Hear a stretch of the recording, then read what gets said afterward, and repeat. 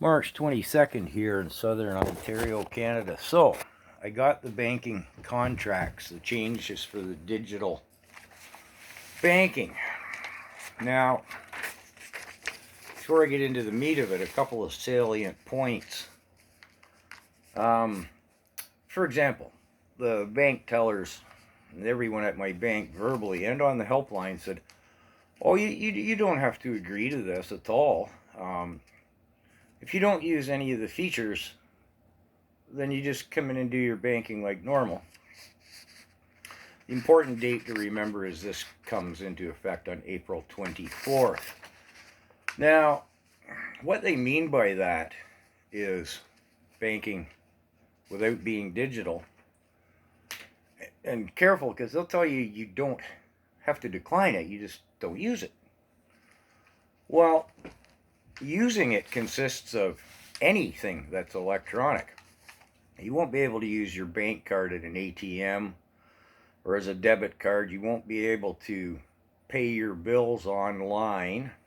You won't be able to do anything online. You won't be able to receive any money electronically. Income tax rebate, paycheck, the whole host of things. You won't be able to pay your hydro bill on your device, etc. Now here's the hook of the matter, is the term implied acceptance. If you use any of these features, then it's implied consent. That's the term I'm looking for. It's implied consent after, well, effective April 24th. An example of that would be some sponsorship for the channel came in yesterday. Email to my bank account.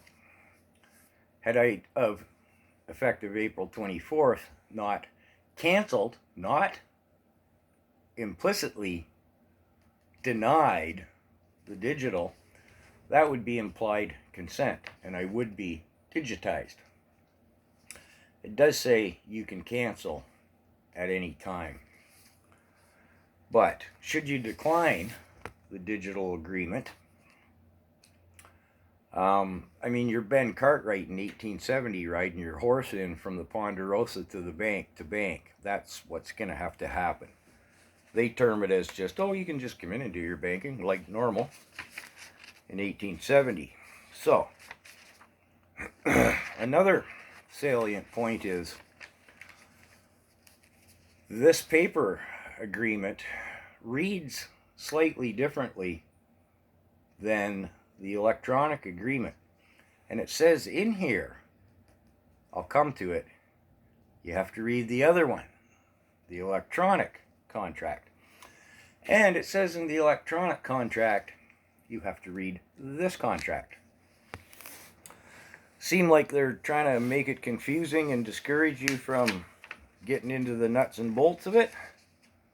It would seem so. Page 17, our digital banking agreement. Please read this agreement carefully. Read it before you use digital banking. This agreement's between you and TD Bank.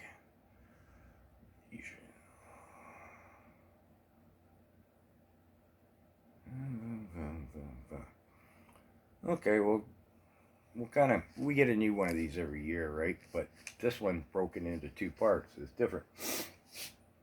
Are you bound by other terms in addition to this agreement? Yes. Other terms are other terms or consents that apply to digital banking. We may display other terms on website pages or screens in digital banking. You must read these other terms. We might also ask you to agree to other terms that apply to digital banking in our branches or over the phone. If you use digital banking, these other terms also apply to your use of digital banking. So there it is right there. It says you must read the other terms, being the electronic terms. Then it gets into push notifications, which you can opt in or out of, and amongst other things, it notifies you on your spending patterns. Oh, here, location sharing. This is interesting. We use location sharing to identify the physical location of the device you use for digital banking.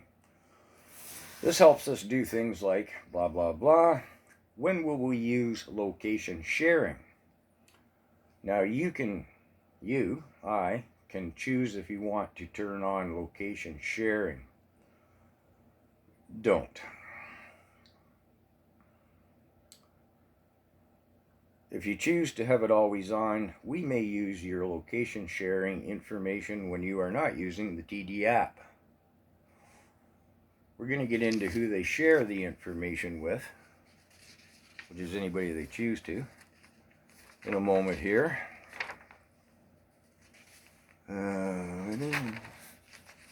Okay. Oh, this is interesting. What are biometrics and how can you access and use them? This section applies when you use biometrics to log into digital banking. Biometrics are ways to identify people based on their physical features. Some examples are electronic fingerprints and facial recognition. They make no mention here of voice recognition. I get that popping up all the time. Do you want to just have us identify your voice? Like my buddy, he just talks to his phone. He says, "Hey phone, how much money I got in my bank account?" I don't want any part of that. Here we go. Privacy.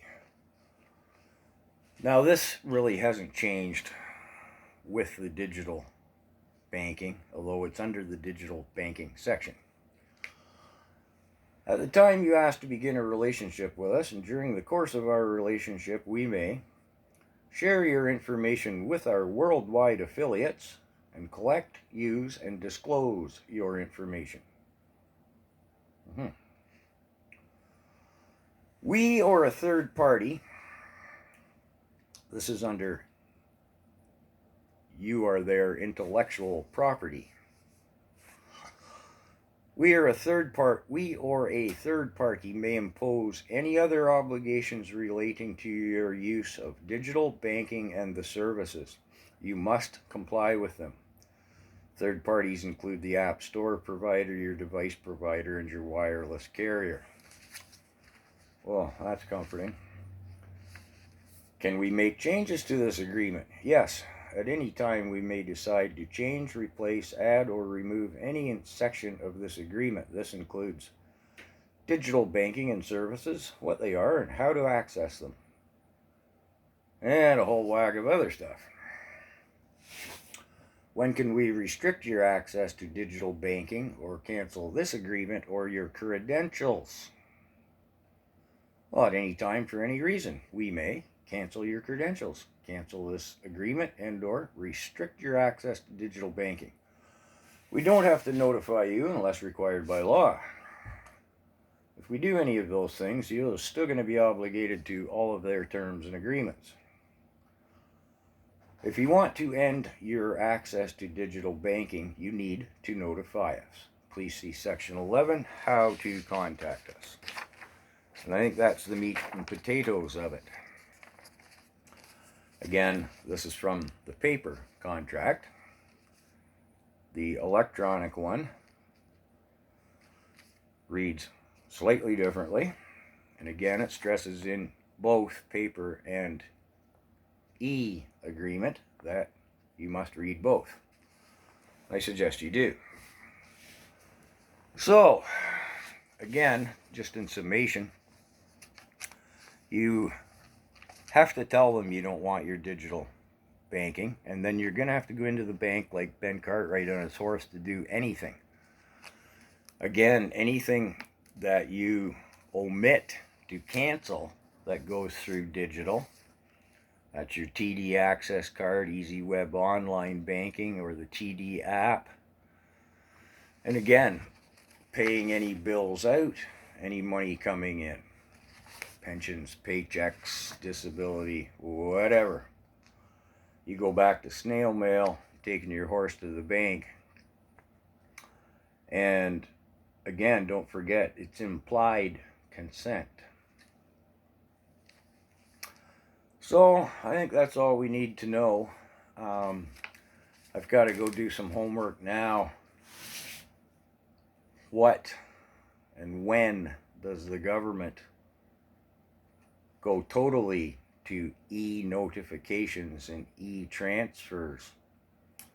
I'm not sure. Maybe someone can clarify in the comments. Are some of the government just monies to the people, I'll broadly say, already only available through e-transfer, or coming very soon to a bank near you?